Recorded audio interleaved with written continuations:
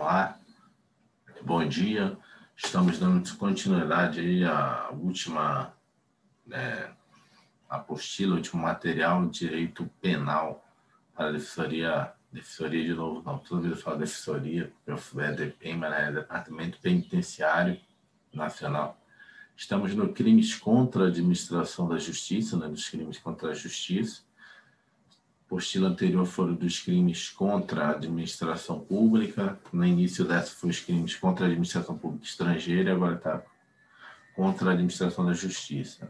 Paramos aqui ontem ou antes de ontem, a gente viu os crimes de falso testemunho, falsa perícia, e agora a gente vai dar continuidade no crime, parte teórica, no crime de corrupção ativa de testemunha, contador, perito, intérprete ou tradutor. Então, vamos lá. Artigo 343 do Código Penal, dar, oferecer ou prometer dinheiro ou qualquer outra vantagem para perito, contador, tradutor e intérprete para fazer afirmação falsa ou negar ou calar ou a verdade ou calar a verdade, depoimento, perícia, cálculos, tradução e interpretação. Reclusão de 3 a 4 anos e multa. Parágrafo único. As penas aumentam-se de 1/6 a 1/3 se o crime é cometido com o fim de obter prova destinada a produzir efeito em processo penal, né, ou em processo civil. Esse aqui é bem parecido ao outro, só que lá é o próprio contador, né? Aqui você faz a corrupção dele, né, de quem for a entidade. Esse aqui de falso testemunho, falsa perícia é a mesma coisa, só que aqui é a própria pessoa, né, que está sendo corrompida aqui. Ó. Fazer afirmação falsa, negar ou calar a verdade, como testemunho, perito, contador ou tradutor intérprete, em processo judicial, administrativo, inquérito policial, juiz arbitral, ou seja, fazer afirmação falsa ou negar ou calar a verdade. Aqui a gente está vendo a pessoa que fez, né, eventualmente a pessoa fazer isso, que fez o oferecimento, né, deu o dinheiro, que é dar, oferecer ou prometer dinheiro ou qualquer vantagem a testemunha, perito, contador, tradutor ou intérprete para fazer afirmação falsa ou negar ou calar a verdade. Né, que é o cara que corrompe ele para fazer, ou seja, quem faz faz a corrupção, né? Tá nesse artigo aqui, no 343. E quem faz o ato, né, de fazer afirmação falsa, negar, está no 342.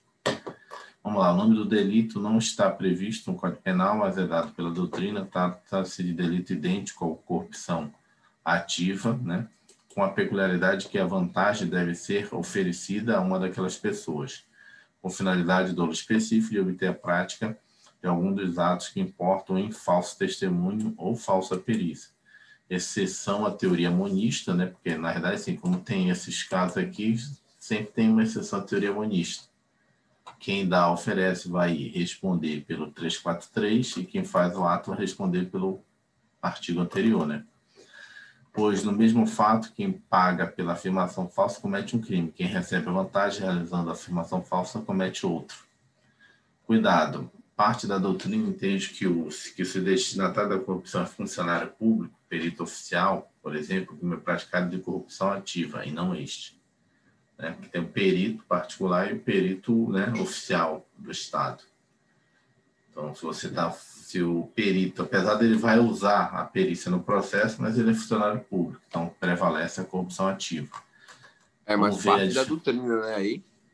Ele não falou se era majoritário ou minoritário. Né? Não falou não, só falou que é parte da doutrina. Vamos só olhar os verbos aqui, se é igualzinho mesmo. Você tem dar, oferecer e prometer. É igualzinho o corrupção ativa, né, do funcionário público. Lá oferece, o outro aceita, você promete, ela recebe, e aqui você... Né, dá também? É de corrupção ativa? Dá? Não, oferecer e prometer, né? Não, lá até oferecer e prometer, tá. E tem outro lá também. Qual o outro? Não, para corrupção ativa? Tem para concussão, que é aceitar, receber... Não, com Concussão é só uma, é exigir. Exigir. Concussão não é... Corrupção passiva tem 3. Corrupção passiva. É solicitar, Aceitar e aceitar. receber e aceitar. Agora, a corrupção ativa, você tem oferecer e prometer? Não, tem outra ou não? Só tem 2, né? Eu acho que só tem esses 2. Tá. Então, na verdade, esse aqui é específico dessa corrupção ativa de testemunha e contador, esse núcleo tipo verbal aqui. Vamos lá. O sujeito ativo pode ser qualquer pessoa, o sujeito passivo é o Estado. O elemento subjetivo é somente o dolo agregado à finalidade de agir, né, para a testemunha fazer aquilo, consistente na intervenção de ver ser praticado um daqueles atos pelo destinatário da vantagem. O crime se consuma com oferecimento ou promessa de vantagem, desde que chegue ao conhecimento do destinatário. É um crime formal. Ocorrendo a modalidade dar, o crime é material, pois se exige a entrega da vantagem. A tentativa só é admissível quando o suborno se der por meio que permita o fracionamento do ato. E-mail, carta, interceptado por terceiro. Parágrafo 1 prevê um caso de aumento das penas nas seguintes hipóteses: praticados com vista no dolo de obter prova que deva produzir efeitos em processo civil ou processo criminal, né, que seja parte da administração direta e indireta, praticado com vista a obter prova para os efeitos em processo criminal. A ação é penal, a ação penal é pública incondicionada. Uma coação no curso do processo. Artigo 344. Usar, vou até grifar aqui, usar de violência ou grave ameaça. Qual é o que tem violência e grave ameaça lá? Violência e grave ameaça, não lembro não, irmão. Tem que fazer uma revisão lá do outro, mas eu acho que lá seria o equivalente com violência e grave ameaça. Vamos lá, vamos lembrar.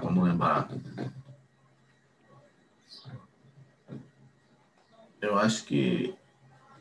Concussão não é não, né? Eu acho que é o concussão. Vamos abrir aqui rapidamente. Deixa eu ver se eu consigo abrir aqui o arquivo anterior. Ver todos os arquivos recentes aqui. Vamos abrir com o outro. Concussão é exigir. Agora... Está vendo aí meu PDF? Eu estou vendo, mas teu áudio deu uma diminuída. Bastante. Mas tu abriu tá vendo o que eu abri aqui? Estou vendo, sim. Está em exercícios. Praticar. Para praticar. Vamos lá, galera.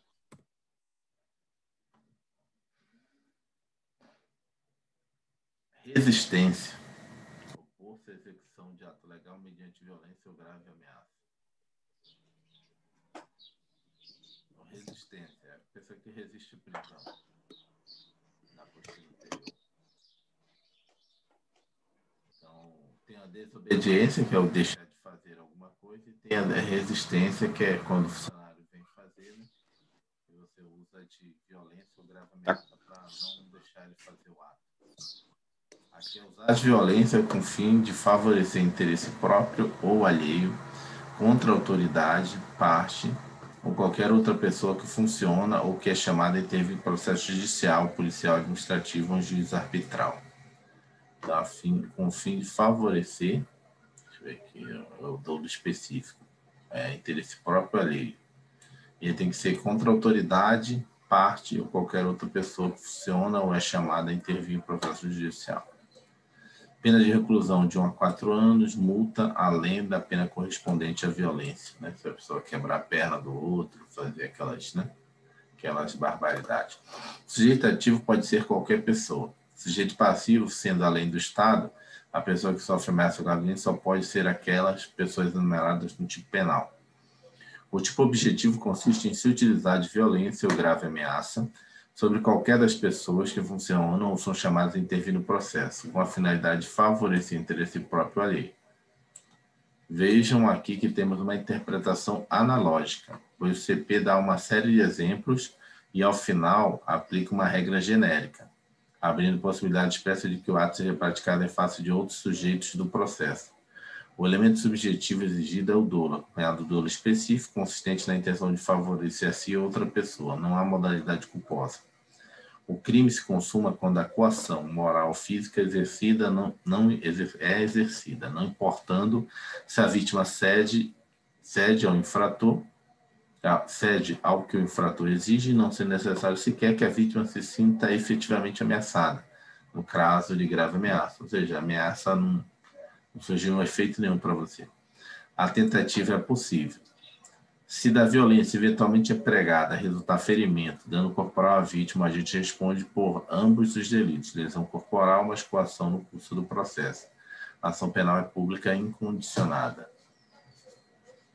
Então, tem muita coisa que não. Então, só que esse aqui é no sentido positivo, ali é lá no sentido negativo, né?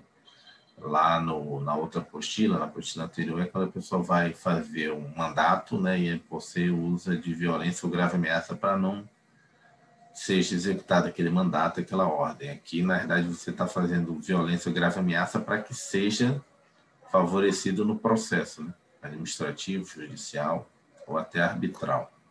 Exercício arbitrário, falei. Não é nada não. Perdão. É que lá é sempre bom lembrar, para a gente não esquecer mais, é que a gente, né, ficou aí um dia e sem ver, a mente já quer esquecer. Lá é sempre bom lembrar, é resistência à prisão, né? Aí você vai lembrar que é violência e grave ameaça. Esse aqui é exercício arbitrário das próprias razões. Esse aqui, de vez em quando, eu ouço as pessoas descreverem algumas coisas e falo, cara, você, na verdade, fez besteira, né? Teve um amigo meu que fez isso. Vou ler aqui e depois eu conto a história dele. Vamos ver se vai dar com o que eu acho. Que eu falei para ele, cara, acho que você cometeu exercício arbitrário das próprias razões. Vamos lá. Fazer justiça pelas próprias mãos para satisfazer pretensão, embora legítima, salvo quando a lei permite. Pena de detenção de 15 a 1 mês ou multa, além da pena correspondente à violência. Parágrafo único. Se não há emprego de violência, somente se procede mediante queixa. Ou seja, se não é violência, ela é pública condicionada, né? Se tiver violência, já vira incondicionada. Porque quando ele bota mediante queixa, quando ele não bota nada, a sacada é essa. Quando ele não coloca nada, já sabe que a ação é pública incondicionada, né? Quando ele coloca alguma coisa, você já sabe que, na verdade, deixou de ser. E aqui ele bota somente mediante queixa. Então, deixou de ser pública incondicionada.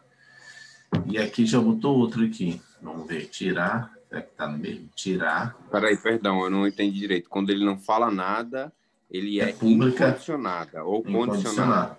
Não, eu achei que era incondicionada. condicionada. Não, incondicionada. Nossa. Quando ele não coloca nada, já sabe que o Ministério Público vai atuar. Ele não falou nada, então, onde ele não fala nada, o Ministério Público, né, o Ministério Público ele tem amplo poder de trabalho. Falou nada, então vou lá, posso fazer. Na hora que ele diz, não, só pode se for por representação, o Ministério Público não pode meter a mão. Olha, só pode mediante queixa, o Ministério Público não pode fazer nada. Só pode ser ofendido procurar. Não posso fazer nada. O cara está dizendo que só é ofendido, eu não posso, como, né, Ministério Público, fazer nada. Quando eu não falo nada, eu tenho ampla margem de manobra, entendeu? E aí ela se torna pública incondicionada. Ele botou já outro aqui, no 346, aqui, ó. Tirar, suprimir, destruir ou danificar coisa própria que se acha em poder de terceiro por determinação judicial ou convenção. Então, são dois aqui, 3, 4, 5, 3, 4, 6. Deixa eu falar do meu amigo aqui. Eu acho que ele fez isso aqui, fazer justiça pelas próprias mãos. Ele recebeu não fez justiça pelas próprias mãos. Fez, mas é quase um furto que ele fez. Eu falei, cara, fez quase um furto, porque ele recebeu um presente, o presente estava quebrado, né? O presente estava quebrado. Não estava funcionando, botou na tomada, era um equipamento eletrônico, não estava na tomada, não funcionou, ele resolveu ir lá na loja trocar, né? Não vou falar o nome da loja para não dar problema aqui, depois vai botar o vídeo no YouTube. E aí, chegou lá, falou, olha, recebi isso aqui de presente de Natal e tal, mas botei na tomada, não está funcionando, gostaria de fazer uma troca aí. Aí o cara pegou aquilo ali, viu o código e falou, olha, já passou o prazo de trocar isso aqui. Esse aqui não pode mais ser trocado. Ele falou assim, mas eu vou ficar com o negócio quebrado? Como é que é? Não tem como trocar, não sei. Sabe como é que é vendedor? Não sei o que vai fazer. Essas coisas todas, não tem. Prazo era 7 dias, aquela coisa toda e tal, bababá, babá. Ele falou, não, mas é 30 dias, é vício oculto e tal, bababá, babá. Não conseguiu. Aí ele malandramente, quer dizer, ele achando que ia ser malandramente, tudo bem, então. Pegou o negócio, botou debaixo do braço, vou dar uma olhada no negócio ali. Foi dar uma olhada no negócio ali, botou na prateleira, porque nessa loja os equipamentos ficam em prateleira, botou na prateleira o quebrado, pegou um novo da prateleira e vou sair fora. Daqui a pouco tocou o negócio. Não sei o que foi, não foi nada. Eu entrei com isso aqui, não sei o que. Levaram ele para a salinha, né, do terror lá, né? O que é isso? Tá roubando, vimos na câmera, não sei o que, tá assaltando, aliás, furtando, né? Enfim, tô lá naquele constrangimento ilegal lá, 4 horas lá, o negócio que era pra ser só uma troca por 4 horas. Chama a polícia, não chama a polícia, aquela pressão. Ele, não, pô, chama a polícia, eu vou falar, vocês estão me roubando, me dão equipamento quebrado. Enfim, perdeu 4 horas da vida dele, a empresa não devolveu, né? Ele não trocou o equipamento, devolveu o quebrado para ele e deu um chute na bunda dele. Pode ir embora, sai lá, não devolver nada. Mandou a segurança ficar na porta, não deixar ele entrar de novo mais. Eu falei, cara, tudo bem, eles erraram, né? Deixaram ser 4 horas e tal, não querer trocar, porque tem a questão do vício oculto, o direito do consumidor, né? Tem até 30 dias, não é 7 dias, né? E você também recebeu como presente, então pô, a pessoa deve ter comprado. Durável, né, também. A pessoa deixou bem antes do Natal, né? Comprou bem antes do Natal, quando teve o Natal tinha passado os 7 dias, enfim. A loja também tá alguns errinhos aí, mas eu falei, cara, você fez o exercício arbitrário das próprias razões, que fazer justiça com as próprias mãos, né? Foi trocar o produto mesmo sem autorização do gerente da loja, do vendedor. Deu ruim para ele, ficou extremamente estressado, foi na delegacia, fez o boletim de ocorrência, aquele rolo todo lá. Falei, não, vamos ver, fazer uma petição aí, né? Fazer uma ação. A gente vai botar isso no papel, vai. Eu estou finalizando aí a petição dele lá. Fazer um juizado especialzinho para recuperar pelo menos o produto dele, né? Mas eu falei, cara, tem que ter muito cuidado na hora de eu descrever essa situação aí para não configurar que o juiz ficar com raiva de vocês. Não, você, inclusive, eu vou mandar esse processo aqui para o GCRIM também para apurar essa sua atitude, essa conduta aí, de tentar furtar o negócio. Sem Ele é daqui de Brasília? Foi aqui em Brasília. Vamos lá. Então, ele quis fazer isso aqui, fiz fazer justiça pelas próprias mãos, para satisfazer pretensão, embora legítima, que é o caso dele, salvo quando a lei permite. Mas a lei não permite fazer a troca assim. Teria que ter anuência, né, da loja para trocar. Ele simplesmente trocou lá na prateleira sem autorização de ninguém. Vamos ver essa outra aqui. Tirar, suprimir, destruir ou danificar coisa própria que se acha em poder de terceiro e poder determinação social. Esse aqui é outro tipo de exercício arbitrário das próprias razões. O dele foi nesse caso aqui, tentar fazer justiça com as próprias mãos. O crime de exercício arbitrário das próprias razões está previsto no artigo 345, sendo o 346 um crime sem nome. Crime sem nome. Mas é bem parecido com o exercício arbitrário das próprias razões. Mas que por guardar traços de justiça com as próprias mãos será estudado aqui. O sujeito ativo do delito pode ser qualquer pessoa, tanto no primeiro quanto no segundo caso. O sujeito passivo em ambos os casos é o Estado, secundariamente o particular que sofre a ação do infrator. O tipo objetivo no primeiro caso é composto por apenas um verbo, fazer, mas que comporta a maior das possibilidades, fazer qualquer conduta. Né? Pode ser que nem esse meu colega trocar, pode o cara querer matar, dar porrada no outro, né? Fazer justiça com as próprias mãos. Né? Querer espancar, não, você espancou meu filho, eu vou espancar o teu filho. Então, não tem nada a ver. Assim, qualquer atitude apta a externar a intenção do agente em obter justiça própria caracterizada do delito. Vamos lá. Imagine o caso do restaurante que, ao saber que os clientes decidiram não pagar a conta por não terem gostado da comida, resolvem subtrair o dinheiro de suas carteiras e bolsos, né, à força para obter o que lhe é devido. Nesse caso, a atitude do restaurante, embora fundamentada em um direito, ou de receber o que lhe é devido é ilícita, pois quem detém o monopólio da jurisdição é o Estado. Não sendo lícito as particularidades, aos particulares, né, fazer a sua própria justiça. Cuidado, é necessário que a pretensão é legítima do sujeito ativo, que fundamenta a conduta, seja possível de ser obtida junto ao Poder Judiciário. Caso contrário, teremos outro crime, não este.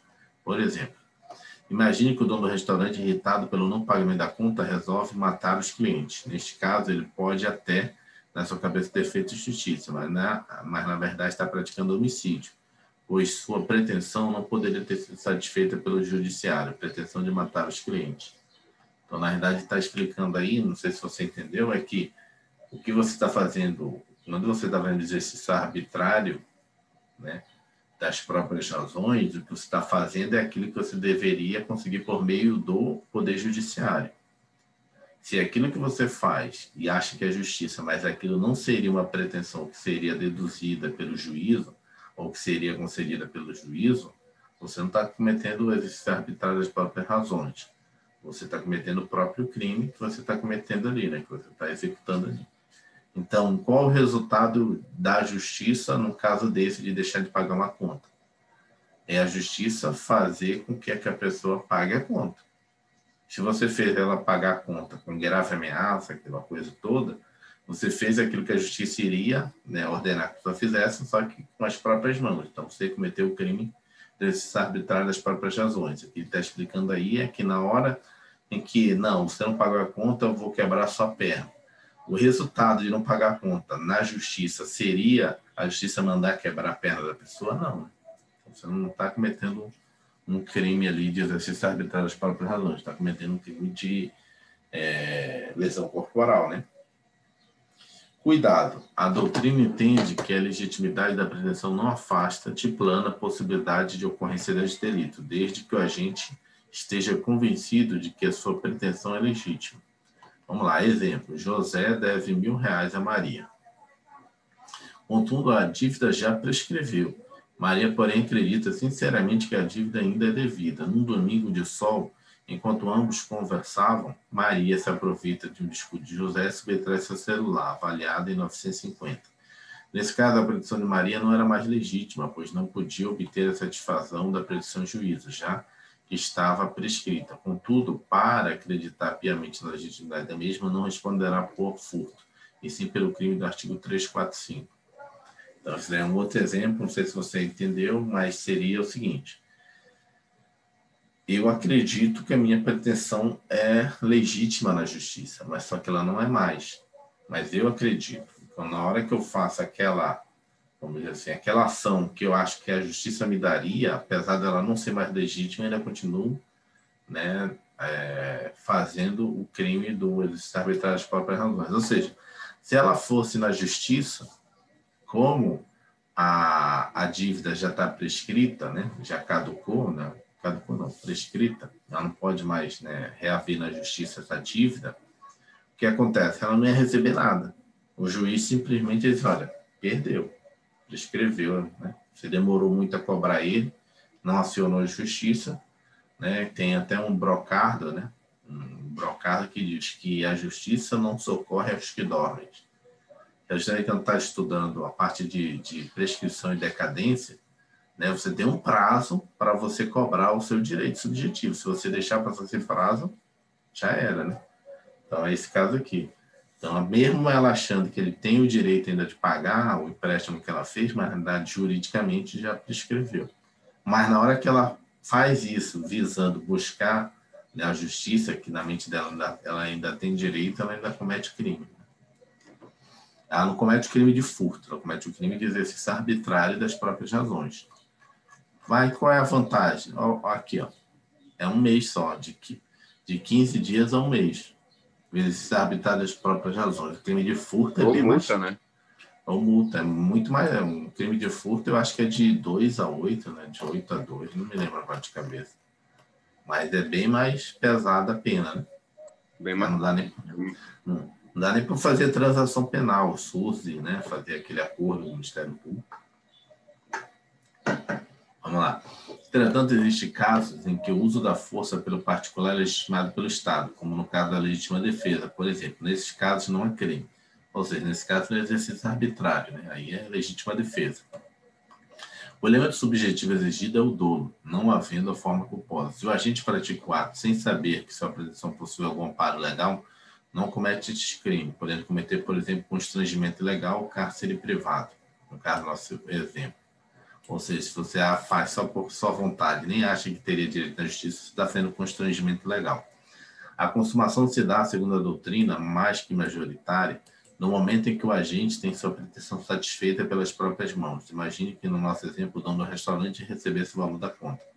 A tentativa, portanto, é plenamente possível. A ação penal é, em regra, pública e incondicionada.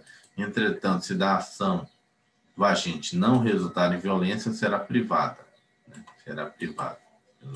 Ação penal privada. Com violência pública, sem violência privada. O artigo 346, por sua vez, é uma espécie de exercício arbitrário das próprias razões, com a peculiaridade de que há um objeto que se encontra em poder de terceiro, por determinação judicial ou convenção, mas que pertence ao agente. Nelson Hungria, talvez o maior penalista brasileiro de todos os tempos, entendia que este delito não é espécie de exercício arbitrário das próprias razões. Este que o agente aqui não possui qualquer pretensão legítima de salvaguardar. Faz algum sentido. O tipo objetivo consiste em suprimir, ou seja, esse outro é suprimir, tirar, tirar, destruir. Não estou conseguindo marcar. Vou marcar todos logo de uma vez. Aqui, ó. Suprimir, tirar, destruir, danificar. Perceba, cara, aluno, que o sujeito passivo aqui é o Estado, bem como a pessoa que estava de posse da coisa. O dono não é o sujeito passivo, pois o dono da coisa é o próprio infrator. O elemento subjetivo exigido é o dolo, não havendo previsão de forma culposa. A doutrina diverge quanto à necessidade de atitude do agente visar a satisfação de pretensão legítima. O delito consuma-se com a prática das condutas descritas no tipo penal, não havendo necessidade de o agente consiga qualquer benefício e satisfaça qualquer anseio pessoal. Prevalece, portanto, a doutrina que entende não haver dolo específico necessário. A tentativa é plenamente possível, a ação penal será... Deixa eu pegar aqui. A ação penal será, em qualquer caso, público condicionado. Ou seja, tem que ter cuidado, porque no exercício arbitrário, no 345 é público condicionado, o 346, né, é pública incondicionada, mas tem o caso de não haver violência, que é mediante queixa, e esse aqui é público condicionado completa. Só tem essa ressalva aqui no parágrafo único, né? Só tem a ressalva no parágrafo único. Vamos lá. Próximo, fraude processual. Artigo 347. Inovar, pode marcar aqui, inovar artificiosamente na pendência de processo civil administrativo o estado de lugar, de coisa ou de pessoa confundidos a erro, o juiz ou perito. Ou seja, inovar é verbo assim bem aberto, né? Porque inovação é um termo bem genérico. Vamos lá. Inovar artificiosamente na pendência de processo civil administrativo o estado de lugar, de coisa ou de pessoa. Vamos lá, porque ele fala. Pena de detenção de 3 meses a 2 anos para o fundo. Se a inovação se destina a produzir efeito em processo penal, ainda que não iniciado, as penas se aplicam em dobro. Ou seja, administrativo e civil é de 3 meses a 2 anos. Se for penal, apenas em dobro. Processo penal, apenas em dobro. Vamos lá. O crime pode ser praticado por qualquer pessoa, tem ou não o interesse no processo, participe ou não dele. O sujeito passivo será o Estado, pois se tutela o regular exercício da atividade jurisdicional. O tipo objetivo consiste em alterar o lugar de coisa, né? Alterar o lugar, coisa ou pessoa. Ou seja, presume-se, ou seja, pune-se o camarada que, mediante a intenção de praticar fraude processual, muda os fatos, retira manchas de sangue, limpa o local do crime. A intenção aqui é ludibriar o juiz, ou o perito, que no final das contas acaba ludibriando o juiz se fizer uma perícia com base nos elementos errados. O tipo fala em processo civil ou administrativo, mas você acha mesmo que isso seria permitido no processo penal? Mas é claro que não. No processo penal é pior ainda. Tanto é que o parágrafo 1 estabelece uma causa de aumento da pena majorante, no caso do crime ser praticado com vistas à fraude em processo penal, ainda que não iniciado, ou seja, ainda que não tenha iniciado o processo, está na fase do inquérito policial. Desde que a intenção seja, no futuro, induzir o erro do juiz no processo penal. Neste caso, a pena se aplica em dobro. Processo civil administrativo, pena comum. Processo penal, pena em dobro.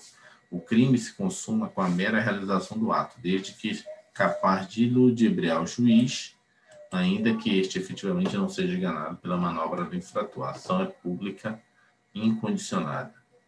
Favorecimento pessoal. Vamos lá, favorecimento pessoal. Auxiliar.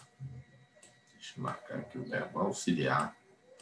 A subtrair-se a ação de autoridade pública de autor de crime, o que é combinada com pena de reclusão. Detenção de 1 a 6 meses.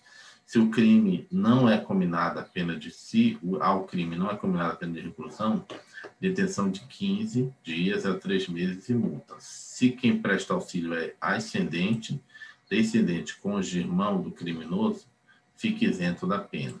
Então, vamos lá. Isso aqui é o seguinte, ó, auxiliar a subtrair-se a ação da autoridade pública, autor de crime, que é combinada a pena de reclusão. É o caso de você dar fuga, né? Você esconder a pessoa, né? Você vai subtrair a pessoa. Então, a polícia vai vir te pegar aí, entendeu? A pessoa cometeu um crime, que é pena de reclusão, você esconde seu filho. Tanto é que ele até faz uma ressalva aqui, que se quem presta auxílio é ascendente, descendente, cônjuge, irmão do criminoso, fica isento da pena, né? Você não vai ficar seu filho está aí você fica lá com a polícia na porta. Não, ele foge pelo quintal, entendeu? Você não vai responder pelo crime, você está prestando, né, o auxílio, tese você está auxiliando ele subtrair-se da ação da autoridade pública. Essa ação da autoridade pública pode ser genérica, né? Pode ser tanto da polícia civil, polícia militar, né, oficial de justiça, o que for. Esse é ser da polícia, né? Pode ser oficial de justiça, você está escondendo a pessoa. O crime é comum, podendo ser praticado por qualquer pessoa, sujeito passivo é o Estado. O crime não se verifica quando o próprio autor do crime ajuda um comparsa a fugir.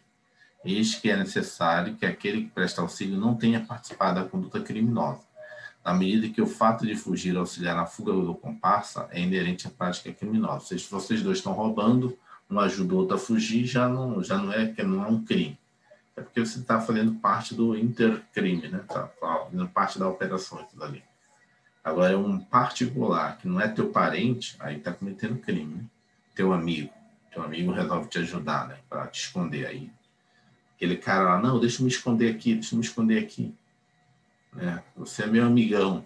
Mal sabe que pode estar sendo enquadrado aqui no 348, né? Querer ajudar um amigo a se esconder de um crime. Se é seu irmão, descendente, né? Aí é outra coisa, não, meu irmão. Não vou ser punido mesmo, né? Vamos lá. Na medida em que o fato de fugir auxiliar na fuga do comparsa é inerente à prática criminosa, ou vocês queriam que, além de responder pelo crime, o camarada responde pela fuga. Além disso, é necessário que o auxílio seja prestado após a prática do delito e ainda não tenha sido previamente acordado entre o favorecedor e o favorecido. Caso contrário, o favorecedor pode ser considerado partícipe do delito praticado. Cuidado com isso.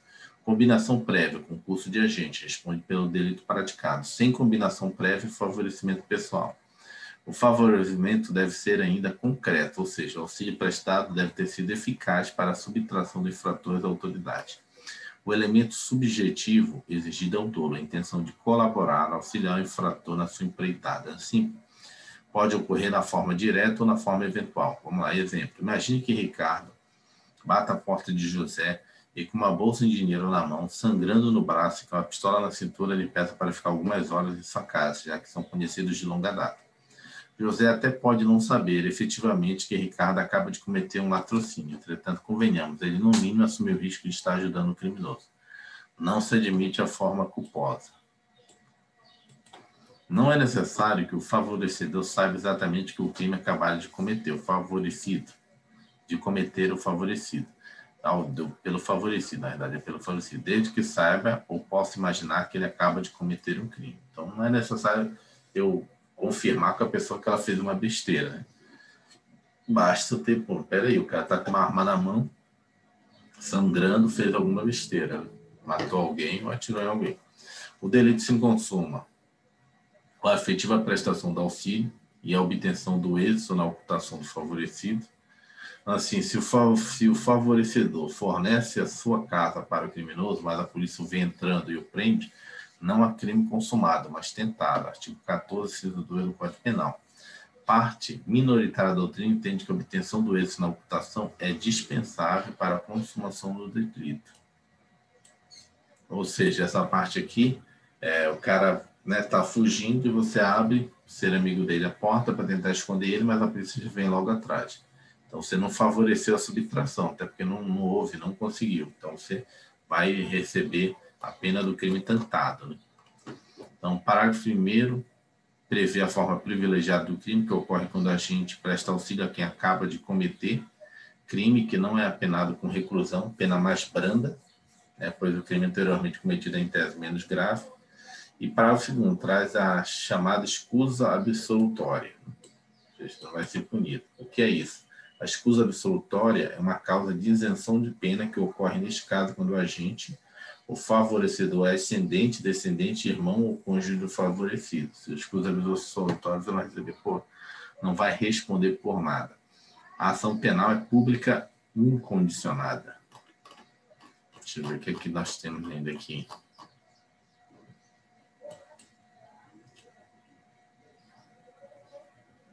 Deixa eu ver aqui como a gente está aqui. Favorecimento real, 13, 15, 16, motim, não, ainda tem muita coisa. Então já deu o horário aqui. Então vamos... Acho que ainda dá favorecimento real aqui. Favorecimento real. Favorecimento real e exercício arbitrário e abuso de poder. Vamos só mais esses dois aqui. Favorecimento real. O artigo 349. Prestar a criminoso, fora dos casos de coautoria ou de receptação, auxílio destinado a tornar seguro o proveito do crime. Detenção de 1 a 6 meses e multa. O que é isso aí? O delito aqui previsto é um pouco diferente do anterior. Enquanto no crime favorecimento pessoal, o agente ajuda o criminoso a se esconder, nesse crime o agente ajuda o criminoso a tornar seguro o proveito do crime. Então, vamos lá. Favorecimento pessoal é a pessoa. Favorecimento real é da coisa. Aqui também se exige que o favorecimento seja posterior ao crime, até porque fala em proveito do crime. O crime já aconteceu.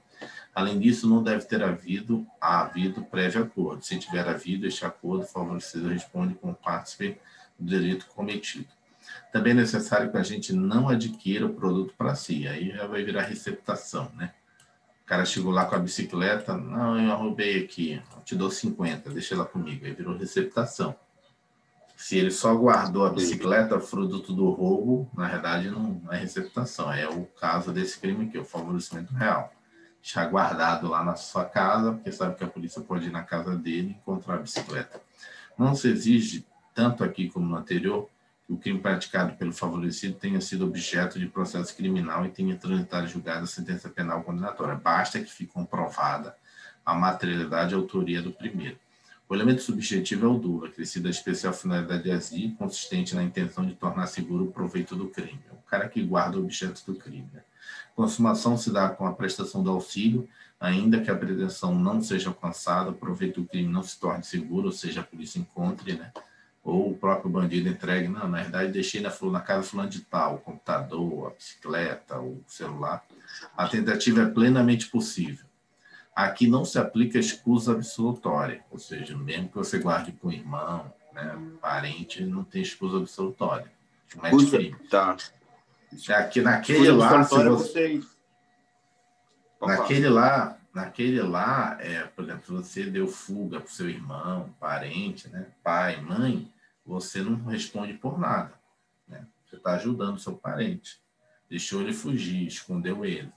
Aqui, se você guarda o produto do crime do seu irmão, sua mãe, seu pai, seu parente, consanguíneo, você vai estar cometendo crime.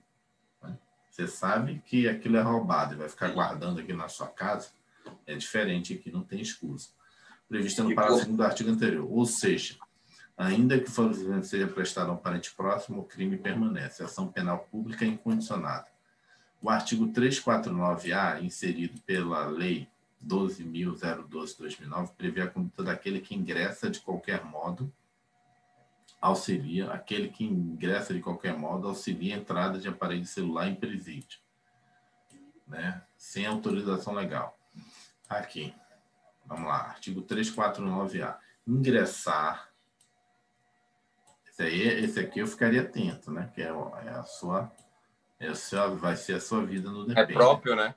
É próprio. Ó. Ingressar, promover, intermediar, auxiliar ou facilitar a entrada de aparelho telefônico de comunicação móvel de rádio similar sem autorização legal no estabelecimento prisional, pela detenção de 3 meses a 1 ano. O sujeito ativo aqui, por ser qualquer pessoa, logo é um crime comum. Isso aqui é crime comum. Tu falou próprio aí, mas é crime comum. É imprescindível que o agente promova a entrada do celular no presídio. Não, o agente acho que está no outro, nos crimes de funcionário público contra a administração pública. Sem autorização legal. Né? Elemento normativo do crime. O elemento subjetivo do crime é o dolo, não sendo prevista a modalidade culposa. É claro que a intenção deve ser de levar o aparelho celular até algum dos detentos. Assim, o camarada que entra no presídio com seu celular, porque se esqueceu de deixá-lo na portaria, não comete o crime. O crime é considerado de mera conduta, né? Ou seja, formal, consumando-se no momento que o agente entra no presídio com o celular, desde que tenha a intenção de levá-lo a alguém. A tentativa não é admitida pela maioria da doutrina. Artigo 12. Exercício arbitrário ou abuso do poder revogado. Como se vê, este artigo foi revogado expressamente pela Lei 13.879 de 2019, nova Lei de Abuso de Autoridade. Então, vamos dar uma parada por hoje aqui. A gente continua amanhã, né? E finaliza essa parte teórica, vai para os exercícios e acaba o material de direito penal.